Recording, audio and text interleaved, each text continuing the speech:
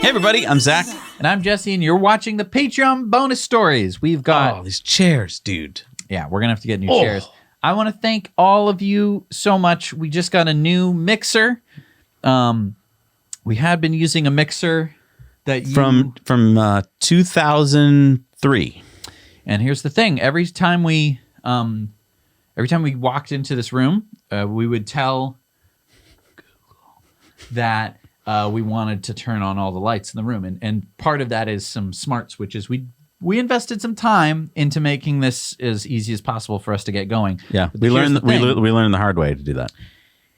There's a switch on the back of the mixer, and the mixer is around this solar panel table all the way over there. And it wouldn't work About half the time. about half the time. So we would get in, we'd start recording, we would notice, we'd look up at our little thing, and we'd say, oh, there's no audio coming in because the mixer didn't like being turned on that way. I think it likes being turned on by the button. I think so And too. it doesn't like just being like, power. Right. So, which is fair. I don't, that's not how I like it to get woken up either. Wake up! Yeah.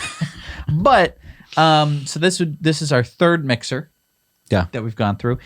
We've gone through all of his old mixers. Yeah. We originally started, we should show some video footage maybe sometime of the mixers. They're getting smaller. Yeah. And they're getting better. Is that your gigging mixer? Yeah, that was when I used to manage bands, and we'd, What year? that was like 2000.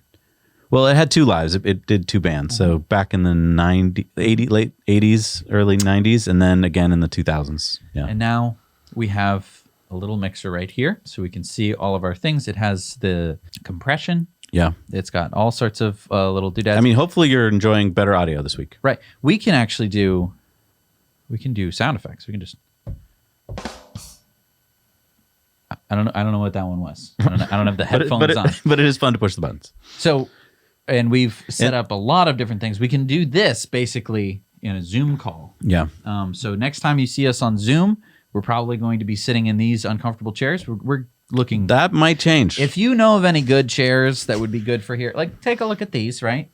These are student chairs. I know that we have stories. Don't worry. You can skip ahead. These. Been sitting on those. Yeah. And they're not. They're designed, I think, for 12-year-olds. The butt is not big enough. No. Because my legs are Like sticking long, half of them off. sticking yeah. half off. So So about halfway through the show, I lose circulation. But it's fine. it's good. fine. It probably keeps us awake. Probably. If they were, luxurious chairs, We're we'd just probably not be like, off. Yeah, here's our 3-hour now, we're halfway through. All right, let's get into this first story. We got a bunch. All right, let's get going. All right, so this is from Oliver Helmner. He's the head of Mini Design at BMW. He says, Mini sees its future self-primary as an enabler and of companion for unforgettable times, what we might call mini moments. The Mini Vision Urbanaut uses 3 curated mini moments, chill, wanderlust, and vibe, to present a wide range of possible usage scenarios. The chill moment invites you to catch a breath and pause in the here and now. The car becomes a kind of retreat, a haven where you can relax or work with full concentration during a journey. Wanderlust is the only mini moment where the Mini Vision Urbanaut is being driven or driving with automated driving functions. The moment vibe puts time with other people at center stage in every way. And it goes on. Occupying... I have to stop. I'm you. sorry, yes. What the heck are you talking about? This is our new concept vehicle, the Urbanaut. Okay, so we're talking about a car. Yes, of course. What do you think we were talking about? Moments of time. Mini moments. I don't know. Well, It let me sounds explain like- a little further. Let me get into this. Okay. As you look at some of these pictures here that we've designed for you, occupying an exposed position in the C-pillar on the driver's side are the charms. They offer reminders of places traveled, festivals, or other events in the form of pins or stickers, and are presented as graphic collector's items behind glass, as if in a display cabinet. The mini charms are also an expression of wanderlust and show what the owner has experienced with the Mini Vision Urbanaut. One charm is dedicated to the next-gen platform on which the Mini Vision Urbanaut will celebrate its world premiere. Another has a QR code which, when scanned, takes you to mini.com. In this way, the analog and digital worlds come together in the car's exterior as well. Okay, wait. Yes. What do you need to explain to you? Okay, hang on. Do you not see my vision? So there's the charm case. Do you put the stuff in there? Yes, it represents But then my why wanderlust. is there a QR code in there? Well, that probably They- comes with the car, in case you don't have your own charms and yet. you scan the QR code to get to mini.com. Yes, I mean, how else would you get there? You type in MINI.com. Type. That's so old fashioned, my friend. QR codes are so as opposed now. to getting out my phone, getting out the camera app, holding it in front of the thing. That sounds pulling pretty it easy. back because it was too close. Oh, now it's too far. Then you get it. Then you have to tap the thing that brings. Then you get to mini.com. Yes. Well, I don't think you fully have it yet. Let me continue. Let me oh continue. God, I'm so glad that there's more. In this way, the analog and digital worlds come together in the car's exterior as well, expressing the mini moments in the interior and exterior. If one of the 3 mini moments is activated by placing the mini token in the slots in the table, this is signaled on the outside of the car through the front and rear surfaces and wheel rims. In the interior, the whole geometry, including the seats, the form of the dashboard and the daybed and the backrest positions, can be adjusted manually according to the mini moments selected. The circular instrument display also changes. Fragrance, sound, and ambient lighting continue to enrich the baseline mood initiated by the chosen mini moment. Okay, look. Okay, this all sounds great. Doesn't it, though? Sounds great. But Doesn't it, though? The real question to me is, the thing that we haven't talked about is that this is an autonomous car. Oh, yeah, that's the easy part. Don't worry about that. No, it's going to be an autonomous electric car. Oh, yeah, easy. Yes. Something that VW has not done. Everyone has one of those. We're talking about the daybed and the fragrances and the mini moments. But That's what people want. but I know that's great to be thinking about. Mm-hmm. We're thinking about it. Right, but it seems like the focus right now, and it's cool. It's cool to have some concepts and stuff like that. What about the actual doing of the work? What about the batteries? That's what not about the that fun. drivetrain? What about the making it affordable and the autonomous part? We like talking about the fun stuff, the making of the stuff that you get your hands dirty. No. We're talking about mini moments. So Don't you love having mini moments in your day? let me just ask, so then there's also this token that you have to move Tokens. into 3 different slots. Yes. Very cool, like escape room kind of thing, right? Like where there's a guy who comes in afterwards and sets it all back up and he hides it back inside the Yes. parakeet or whatever. Now you're talking. But it's going to be a token. Yes. Now I understand that we've had keys before, and with Tesla you have a card. Uh-huh. It fits in your pocket. What don't you like about the There's gonna token be idea? what if you lose the token? We didn't think about that. Like what happens when you pull the token out? Does it go, what mode do you want? Or it doesn't yell at you, obviously. You're either chill, wanderlust, Yes. or relaxed. I forget what the third one was. Yeah, the third one was Vibe. Oh, I'm sorry. It was Vibe. God. Do you see why the other car companies are falling behind? Because listen, let me just. This isn't free to do, by the way. Yes. When you when you set up this concept, that's a whole department. That's a whole bunch of offices and people. They had to sit in a room and come up with the different. What will the 3 different modes be? And I don't want you to start typing now where you're disparaging and you're like, you guys don't get. I love thinking of stuff like this. I'm not against that at all. I think it's wonderful. If you already have the autonomous car and you're about to unveil it, like, great. But to keep talking about this concept stuff that will never come out, you will never find this in a BMW. Let me promise you that right now, because they will never get to the point where they have an autonomous is car. BMW or VW? This is Mini is V. I can't remember. I can't remember. Can't keep I this think straight. I thought it was BMW. Yeah, because they own Okay. Mini Cooper now. I can't keep up. Yeah, so you're never going to see this. It's great to think ahead. A lot of this stuff, yeah, it's silly, but yeah, it's wonderful. If there was a car like this, I would want one. Right. And I can see where the people whose job it is to not do Work?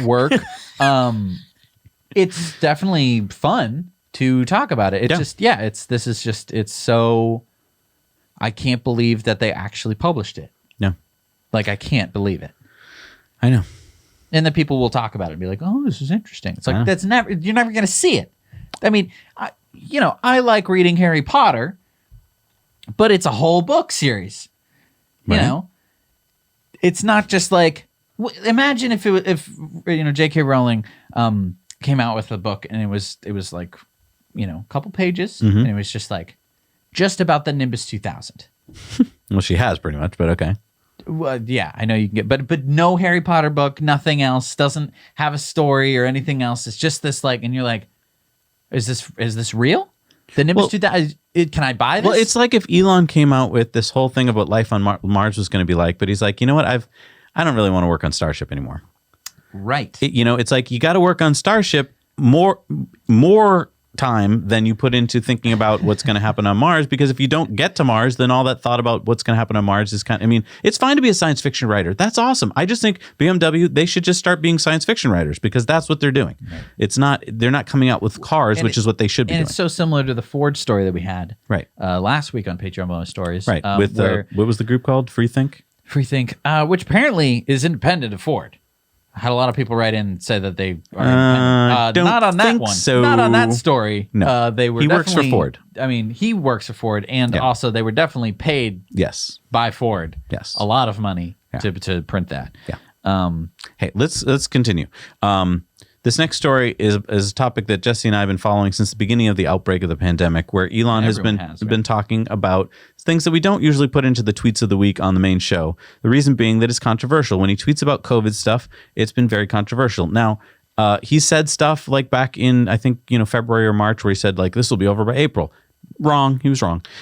But he's not a denier, and the reason that we wanted to talk about this is a lot of people, I think, are looking at some of his tweets and they're like, "Oh, he's just denying this."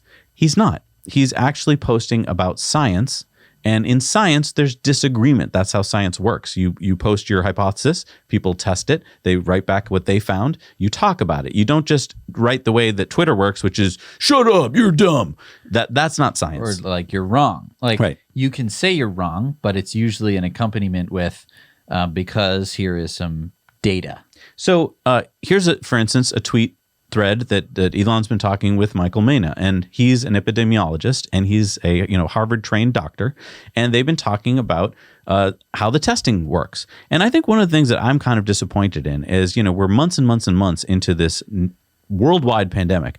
I thought that by now we would all be experts, kind of like any big fad that comes along and you just become like an expert at it. But now, if most of us talk about, the antigen test or the PCR test, most of us are pretty much stuck at that level. We're like, we got an antigen test, and I don't know. I don't know about cycles. I don't know about anything else. Right. And why is that? I think we should be knowing more about this, except that here's the thing. When you start to talk about it, a lot of people are like, "Hey, you're not a doctor. Don't you talk about it." Right. And that's not how science works. Right. We're all allowed to talk about science as long as we talk about, "Hey, I'm not a doctor. I'm not trained. Here's what I've learned." Right. And don't take what I'm saying seriously. And there are people on the other side of this argument where they're telling you to go drink bleach, and you shouldn't do that. And I think we can all kind of agree on that one. And they're also saying you should believe me, even when they shouldn't be saying that. So there are bad actors in this case.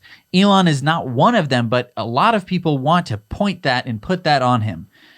It's been something that's been happening a lot with Elon, where he has these detractors who will put a lot of not true stuff on him.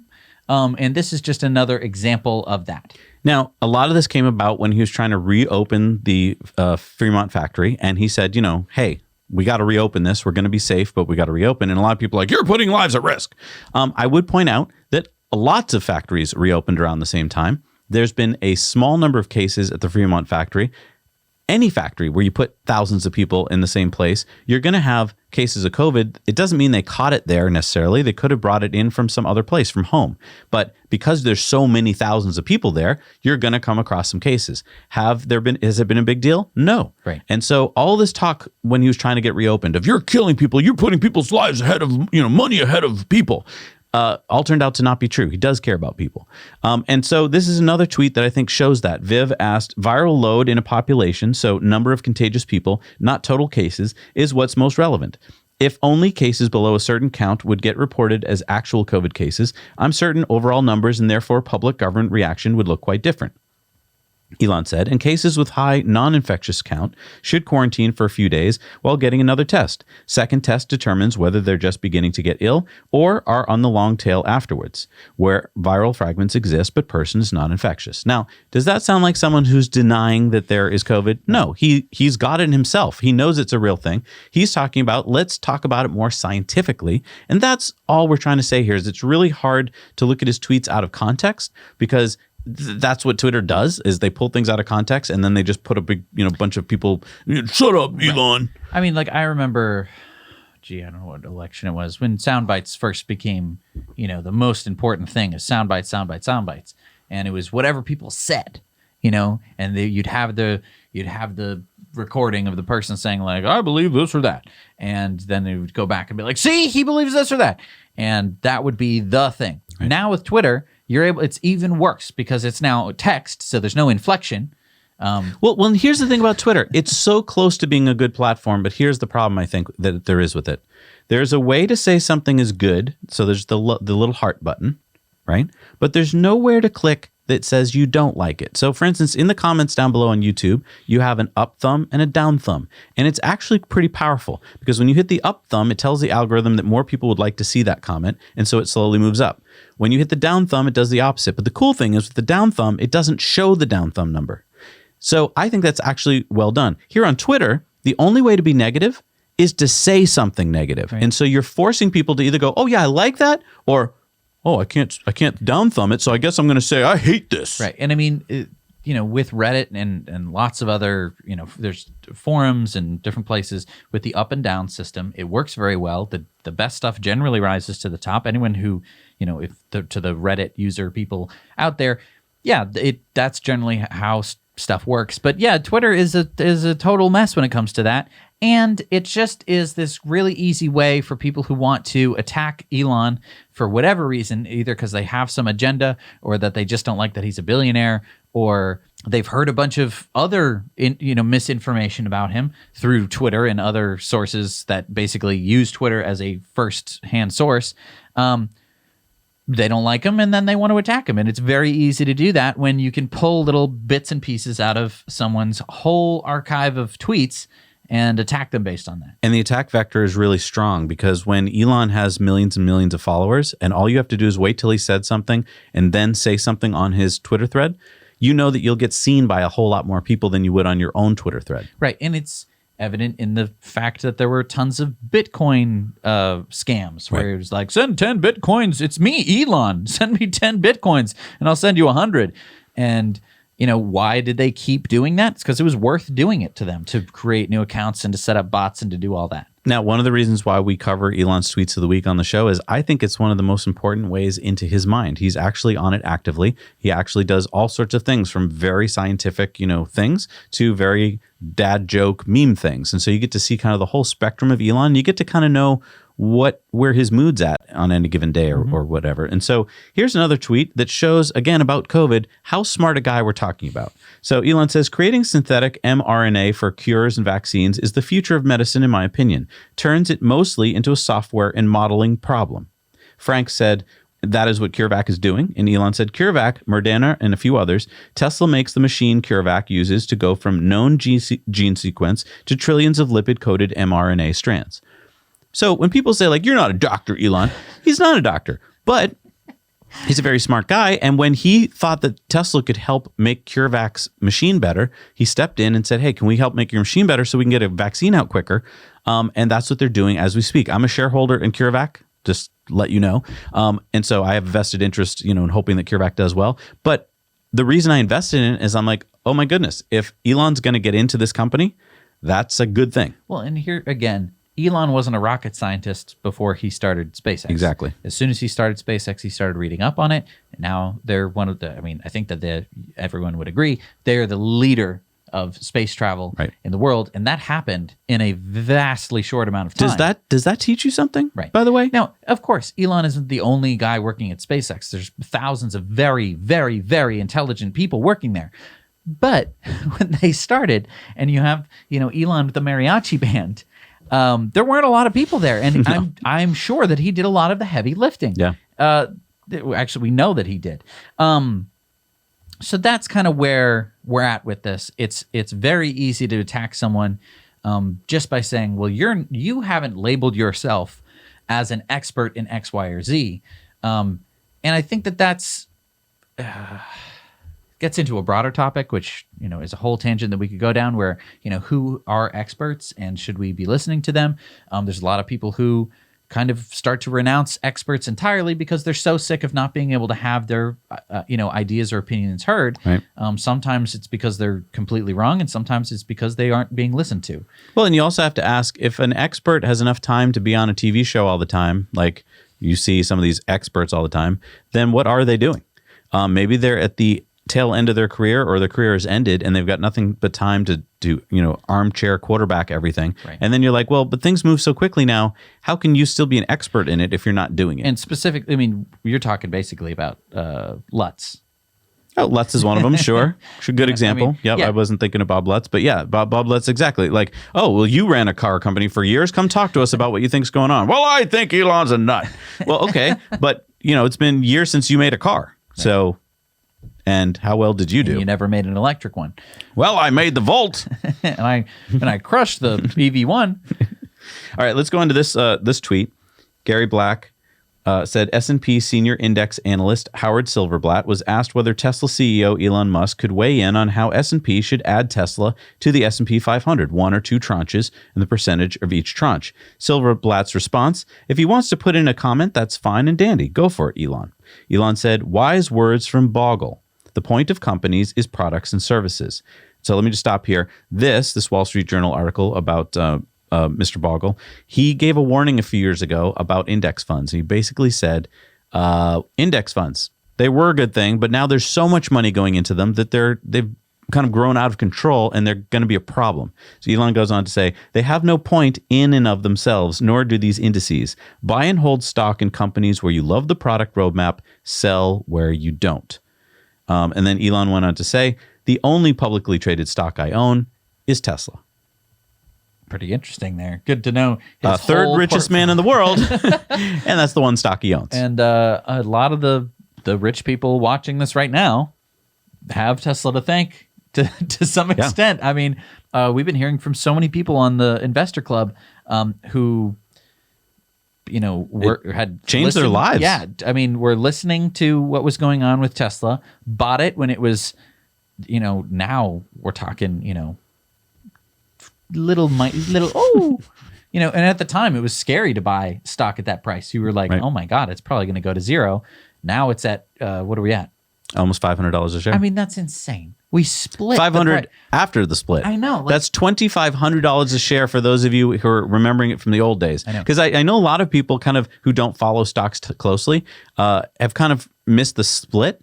And when they hear $500 a share, they're like, oh, that's good. Right. That means $2,500 a share. Right. It used to be $300 a share pre-split for like a very long time. And it was hovering from like 270 to 300. And that's why I think a lot of people, when they heard like 460, they're like, oh, okay. So it went from 300 a year ago and now it's at 460. Great. Yeah, that is great. But actually, it's five times higher. that. Right. It's insane. So Elon went on to tweet about cautioning strongly about SPACs, which are special purpose acquisition companies. And it's basically a reverse merger where a company has already gotten itself onto, New York Stock Exchange or NASDAQ, whatever. And they're looking for a company to buy. Okay. So they're already listed and they've got some money in the bank and they're waiting to buy a company. And they don't do pretty much anything. They don't do anything. They're just waiting for a company to buy. And you might say that sounds great. What he's saying is, and so this Forbes article is talking about, and also this next tweet here from Eric Newcomer is saying, hang on. Basically, the best SPACs seem to be the ones that are saying, we don't have any revenue yet, so buy us up, SPAC, and flip us onto the market and let's get going. And you might say, well, that sounds great. Nikola, for instance, like they don't have a truck yet, so they're going to go. But they need investment. But here's the problem. If you don't have a product yet and you don't have a product roadmap really, and you don't really have revenue coming in, you don't have customers, then maybe everything will be great, but very likely it won't be great because anyone can say, oh, I've got a product roadmap and I'm going to sell these trucks. So they're going to be hydrogen powered and millions of people will buy them. But you don't know it's true until you start doing it. Now, if Nikola had actually started making the trucks, check. Had actually started selling some trucks, check. Then when they went to IPO, you could be like, oh, they've proven some things here. They haven't done anything. Right. So a lot of these companies, these battery companies and car companies are going like, we're going to do great things. And they haven't done anything yet. Right. Well, and the way that you usually do this is you would IPO. Right.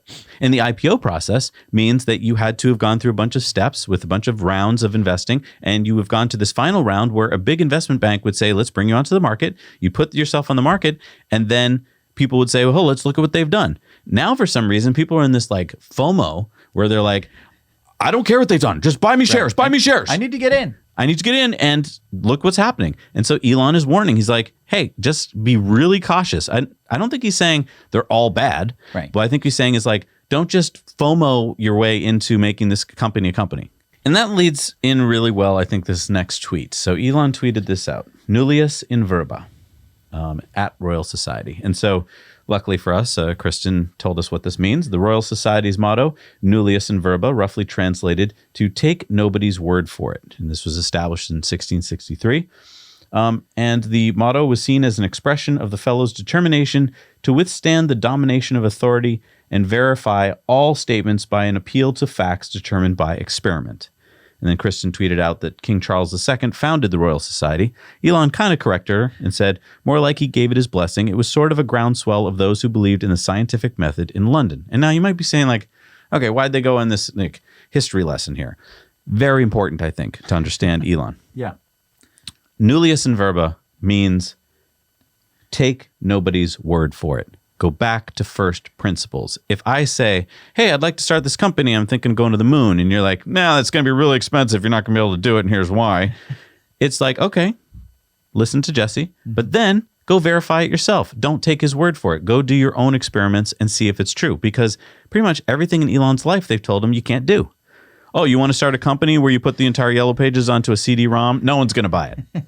Yeah, you think you're ever going to replace this? Throws a book at him. Right. I mean, that's like in a nutshell. Yeah. Oh, you want to start a car company? You want to start an electric car company? Yeah. Excuse me. Oh, you want to start first of all, you want to compete with Lockheed Martin and Boeing when it comes to creating rockets? No. You want to land rockets on an autonomous drone ship? He just went up against every company in every field he's ever gone, like everybody. Right. So he went up against banks and founded PayPal. Now that's huge. Right. He went up against GM and Ford and Toyota. Now he's bigger than all of them. We have the whole Elon the Disruptor series, which you can go watch. He's going up. But I mean, that's it in a nutshell. Right. It's like, I'm not going to listen to you. He knows that everyone is wrong to a certain extent. He knows that everyone has to, in order to live your life, you kind of have to be like, and they lived happily ever after. Like, you kind of have to leave it at a certain level and be like, and that's where I'm not going to be thinking anywhere past, because I need to go pick up my kids from school, or I need to go to the grocery store. And if I'm constantly sitting in a room with math all around me doing all this work, I'm not going to live my life. I'm going to go crazy. Yeah. And so that is kind of where he excels at, where he doesn't take the route of like, and they lived happily ever after, or, and that was the best way they could do rockets, or, and you couldn't do electric cars because they were too expensive, or because they were too wimpy. And I just think you can do this in your own life. There's going to be so many times in your life when you're, should I do this thing? And you're probably going to pretty much rely on either someone's advice or convention. Right. Oh, I should do this because everyone does it.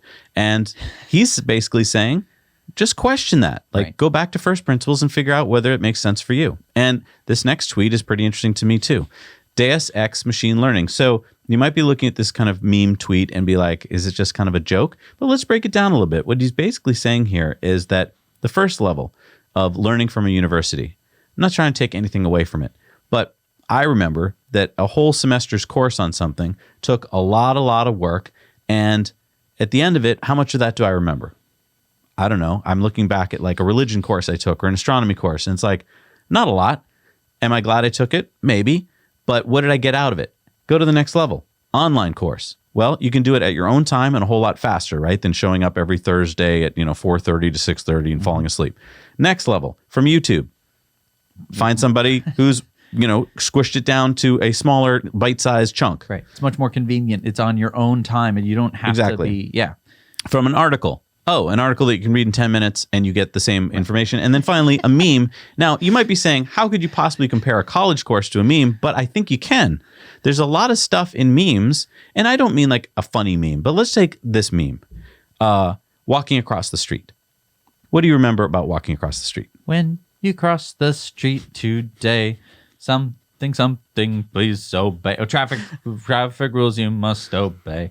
First look left, then look right. Left again and straight ahead, which shouldn't look straight ahead. But that's not the point. This is how you teach children things. It's a meme. It's a little song. Meme. It's not it doesn't have a bridge. It doesn't have a chorus. It's not a 1 hour lecture on crossing the street, or else the kid would do the wrong thing. Right. You didn't learn about traffic signs for the most part. Here's the yellow lines. It wasn't like there should be 8 centimeters between the 2 center lines in the middle of the road. It's like none of that. It's first look left, then look right, left again and straight ahead. Pretty much, you're going to be all set. That's the kind of thing that he's talking about. Now, of course, it's important to be learning beyond that. But I think that education has this problem, which we've talked about before, where they teach you kind of all the other stuff that isn't the stuff that you're actually trying to do. So, it would be like if I wanted to be a carpenter and the first day they brought in a bearing, they put it on the table and they said, this is a bearing. This is very important. Learn everything about this bearing. And I went, I thought I was here for carpentry. And they're like, no. Next day, here's a power switch. Right. It's magnetic. Very interesting. Let's learn a little about magnets. Yeah, let's learn about magnetism. Also, we're going to be learning about this contactor inside the thing. Well, I wanted to learn about carpentry. Shut up. Sit down. You're learning about this. It's important for carpentry. Right. And I just want to point out, go ask some carpenters. How many of them know about bearings? Right. Probably very few. They might know what they look like. Right. Right. They know the meme. But they don't need to know about them. Here's the thing. What the course was actually trying to teach me about was table saws. Well, I don't need to know anything about bearings to use a table saw, to use it. Right. The things that are important to me if I'm using a table saw is first day, it should be like, here's a hot dog, everybody. Oh, look at this. No more finger. That's your finger. That would be my first class of table saw 101. It would be like, your finger's going to get cut off. And I'd just yell at people and be like, your finger's going to get cut off. Your finger's going to get cut off. Your finger's going to get cut off. That's the thing I'd want stuck in everyone's mind, because if you're using a table saw, that's the biggest danger. Thousands of people. Then the next day, everyone would come in and I'd say, and I'd turn it on and I'd put a board through and I'd have it just shoot across the classroom and slam into a wall. And I'd be like, it's going to kill you. It's going to kill you. It's going to kill you. And you might be saying, Jesse, you're just the same as the bearing. But those two things would either make you go, I'm not going to touch a table saw, or I need to learn more because clearly I don't know enough. And then it would be like, okay, here's how we do cuts and stuff. It wouldn't be starting at this base level. And that's where what we do with education a lot of the time. Like when we learn calculus, for example, first year engineering students learn that Sir Isaac Newton invented calculus at the same speed that we would be learning it. Well, first of all, he was a genius, so that makes sense. But second of all, he was inventing it for a specific reason. Right. He didn't just sit down one day and was like, I'm going to invent some math. We teach everything in the wrong order. Right. And that's the problem. You should start at meme, and then if you're interested, you should read an article, and then so forth. He was trying to figure out why the planets were doing what they were doing. Right. And he didn't have the math to be able to do that. So he was basically just hacking a bunch of stuff together. I mean, correct math, putting it all together so that way he could figure out how he could calculate where the planets were going to be. And this goes back to what is fun. He was having fun figuring this out. And I have talked to students younger than Sir Isaac Newton at the time when he invented calculus, who, if you give them a problem where they need calculus, they will kind of start to piece it together. They will start to kind of begin to understand, especially if you nudge them in the right direction. Right. And that is really powerful. Of course, to have the inspiration to actually do something is very difficult. So Sir Isaac Newton, I think he's one of the most amazing minds of humanity, right? But that doesn't mean that I think that we should be learning calculus the way that we learn calculus now, where it's just like, here is a derivative. Right. It's like, what? Hang on. Right. Give me something where I would need it. I know. It'd be like coming out, okay, carpentry 102. here's a biscuit joiner. Okay, class, I want you to be able to take apart this biscuit joiner and put it back together. Well, oh, I'm sorry. What do we use a biscuit joiner for? Shut up! It doesn't help. It's not useful. Right. It should be, we have 2 boards here today. Right. Jesse, how would you put the 2 boards together? I glue them together. And they, all right, Jesse, glue it together. And then they wait and then, okay, Jesse, here's your 2 boards that you glued together. Broke it apart, you idiot. Here, good thinking, but here's the biscuit joiner. Put the 2 biscuits in, glue it up, and then, oh, look at that. You can make a table that way. Oh, great. Now I have a tool in my belt instead of Right. this thing on my wall, which... And what did you do there? You made it so that all of these people wanted to learn more about the biscuit joiner. Exactly. You're like, oh, wait, if I can biscuit joint, that means I could probably use it for some other weird application. We forget about how exciting it is to do stuff. And I ask students all the time, like, what'd you learn today? And they're hardly ever are excited to tell you. They're like, I don't know. It's like, so you go to school every day and you're not excited, then there's a problem. Every day you should be coming home like, oh my God, do you know what I learned? I know. If we could do that in education, do you know what we would have transformed it? Right. Anyway, I know you're getting a little tired now, so let's have a little interlude. Let us go to this tweet. Chris said, can I just say thank you, NASA SpaceX, for using the metric system for velocity and distance? Elon said, special permission received from the Stonecutters Guild.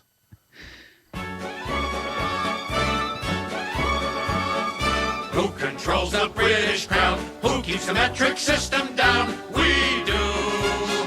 We do. Who leaves Atlantis off the maps? Who keeps the Martians under wraps? We do. We do. Who holds back the electric cars? Who makes E. Gutenberg a star? We do. We do. Who robs Kingfish of their sight? Who rigged every Oscar night? We do. We do. Awesome. I love that Elon has a sense of humor. And Marcus said, everyone that understands engineering at Tesla, the $1 million question is, does Elon think in imperial or metric units? And Elon said, a lot of my brain space is spent dealing with both units. Isn't that too bad? I used to be able to tell you exactly down to the 16th of an inch certain things. You could hand me something and I'd be like, 3/8. Yeah. See, you went 3/8. I'm going like quarter something. And here's why. Because I got to engineering school and I got to work where we did metric, and I completely lost. You'd think, okay, you just switched to metric. No, I just lost imperial, and I still have no clue. So it's as if I'm 7 again, Right. and you tell me get me the 3/8 wrench, and I go, I don't know what that looks like. Like I have no concept of it anymore. Well, and it broken causes out of so my head. much problems in the shop as we've been working on electric cars and stuff. And we're working on an MG, which is a British car, which uses imperial. But then you're working on something that's say Chinese or German, and it uses metric. And so you go get a socket wrench, and it's like, oh, this is 3/8. I needed 7 millimeters. And like, you're oh, this is close enough, and then you strip it. We're not saying that imperial is better. I'm just saying, like, but it's like, I do let's want all pick one. I Just know. pick one. And we've already, many people have made this argument, and I don't know where the other argument comes from, but it's apparently very strong because What, the king's foot argument? I don't know. You know the king's foot used to change, right? You know they used to have to remake the foot a different size. foot always and got also, bigger. what guy had a foot that was 12 inches long? That's a big foot. Don't you think? Well, you wouldn't want your foot to be smaller than the last king's. I guess it just kept getting bigger. All right, let's talk about this story. So this is the solar cow. So more kids at the Losmangori Primary School in rural Tanzania are going to school because of this solar cow. So Wait, what? Solar cow?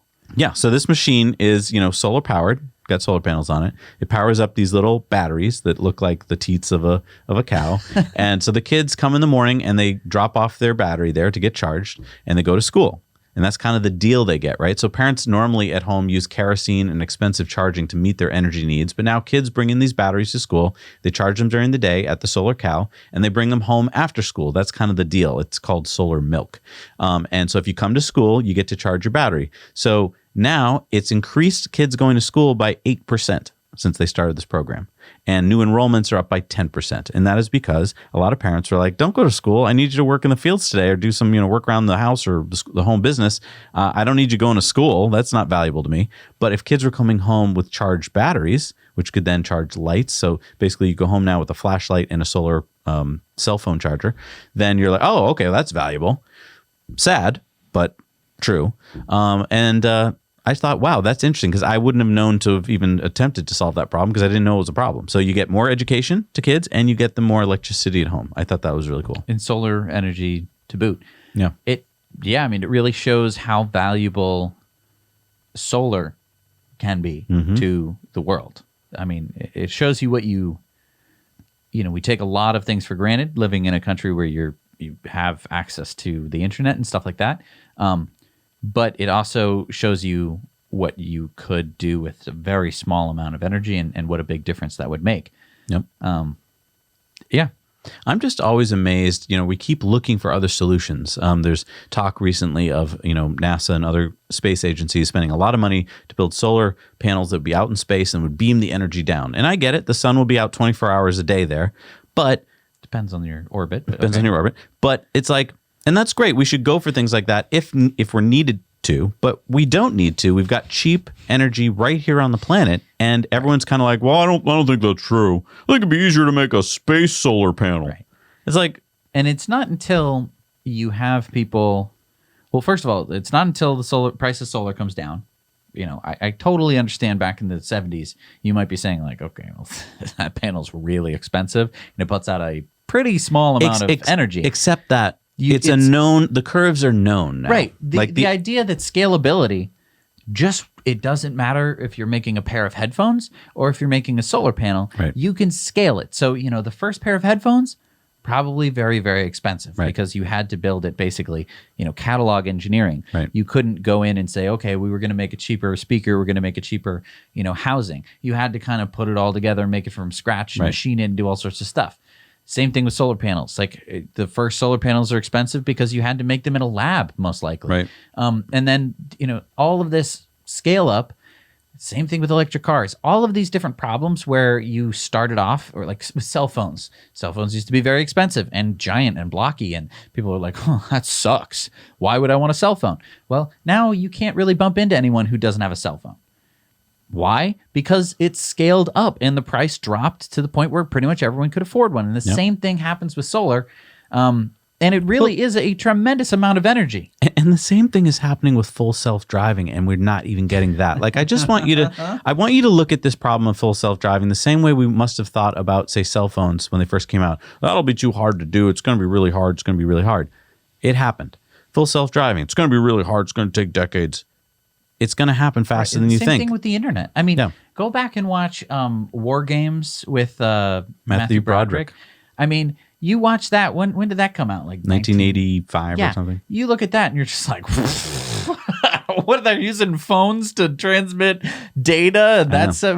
And seems like it's 200 years ago. Yeah, it's like, that's crazy. And then you're telling me what, like freaking 10 years after that? I was watching a show from 2007 the other day, and I was like, why didn't they just use a Kindle? Because they were packing up textbooks. And I was like, and they're like, Kindle wasn't out yet. I'm like, what?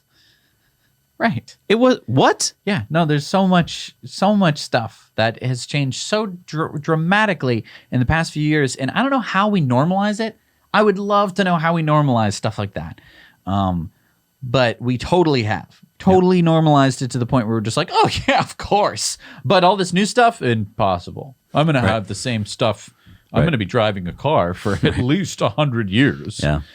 And yeah. So this next story is for those business owners out there who are like ahead of the curve. If you are in the Vancouver or Toronto area, Tesla is reaching out to site owners to apply to get new Tesla superchargers installed. And I'm just pointing this out because if you happen to live in those two areas, you might be interested. And maybe if you work for a company too. The deadline is December 18th. Construction would begin in 2021, and you can apply using these links that we'll put down below. And this is a great way to get traffic for your business. So Tesla estimates between 2,000 and 3,000 customer visits a month in the Toronto area and 2,000 to 5,000 visits a month in the Vancouver area. And if you do happen to apply and you get a supercharger installed, please share your experience with us because we'd like to know about it. Now, you might be saying, well, it's superchargers. That's a lot of, I don't, blah, blah.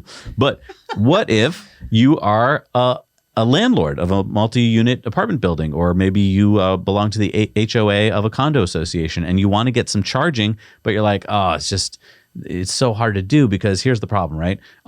That's a lot of work and cost, and I won't be able to charge for the electricity. So how are we going to do it? Well, now you can. Tesla has this new program using their new Tesla Gen 3 wall connectors, and they say enable residents to wake up to a fully charged car every day by providing convenient and reliable charging. Property managers will soon be able to seamlessly collect payment for energy consumed. Now, can you explain how that's possible? The same way when you plug in your Tesla to supercharger, they're able to charge your credit card. Wait a minute. That sounds complicated. So these, the latest wall connectors, they're called wall connectors. I like to call them car chargers because that's just what people think of. Laptop charger, phone charger, car charger, but they're connectors technically. So I will submit to the pedants out there. They have Wi-Fi. These connectors have Wi-Fi, and the Wi-Fi lets you do everything because they were smart and decided to make it just work. Yeah, and so Tesla will allow you to charge your, tenants for the electricity. And I'm just saying, so let's just say you're a tenant and you're a tenant. You live in a building that has, 3 units or whatever. You could talk to your landlord and say like, hey, I'd love to have charging. I think you're going to want to have charging down the road because you're going to want tenants, to live here that have EVs and they're going to be demanding it. So why don't you install it now? It's really an easy conversation. You go, you drive in, I drive in my Tesla, and I go, generally I have a conversation about like that every 5th time I go into my landlord to pay rent. And, how do you like it? It's great. It's great. You see lots more of them around, don't you? Yeah, oh, yes. I see them all the time. Well, you should probably think about installing charging at this place because you'd attract those people.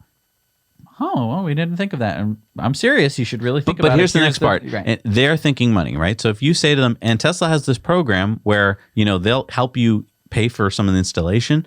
They might give you a free charger. And on top of that, you can then charge your tenant for the electricity. So you're not having to pay for it. They'll be like, wait, what? So it's kind of like a win. Right. Talk to your landlord in the language that they understand, which is you giving them money. Thank you so much for hanging out with us. Thank you so much for supporting us. And if you're part of the Now You Know Investor Club, which a lot of you are, we've been getting questions about, when's the next meeting and stuff like that. We try and put all that information on Patreon. We also put it in the Slack. So if you're not a member of the Slack yet, go join that. We have I think over 500 of you in the Now You Know Investor Club. And we're going to be getting, I think our next guest is going to be Mark Frohnmeyer. He's the CEO of Arcimoto. He's going to be hanging out with us, answering your questions, talking to you. So that's what we're trying to bring, that value of we can now you have made us big enough that when we reach out to these companies, they say, oh, yes, they used to say this. Who? Now here's what they used to say. Right. Nothing. We didn't get a response. But now they do, and we want to bring that power to you guys. We want you to be able to hear and ask questions of these people that normally you don't get access to. We're like, hey, we can bring this to you. So that's what's exciting to us. So we're going to be doing that hopefully in the next week. Yep. So if you're not a member of the the Now You Know Investor Club, go join it at the $10 level. We think we bring you a lot of value for that because the stories we've been getting, people who are like, thank you for telling us about FUV. Right. People who invested at $2 a share and then now it's at $17 a share. And for those of you who have joined the Investor Club and don't know how to get on the Slack, you just scroll down Patreon, or you can search for NYK Investor Club. I've been putting the links every 2-ish weeks on Patreon, so that way hopefully you'll see it and be able to join us on Patreon. It's a pretty simple process. You can also message me, but I'm probably going to just tell you to go look for the link. And if you're wondering, like, what is the Slack thing? It's basically like a Discord server. It's a place where we can hang out and chat, and we have different channels on different topics of, different stocks and different newbie questions, advanced questions, options. And there's about 450 people on there now. Yeah. So it's lively. We get lots and lots of discussion. People are looking into things, and thank you to those people who are actually like doing some digging and finding stuff out because together we are accomplishing a lot. Like we're able to figure out a whole bunch of different stuff. So definitely we'll see you over there. We'll see you on the live streams. We'll be here in the live streams with hopefully a nice camera input. We're using this camera, the camera that you're seeing. It's not going to be that crappy webcam that We're we gonna have got. some sound effects. It's gonna be fun. Yeah, let's get some sound effects in here. All right, thanks so much, guys. See you later.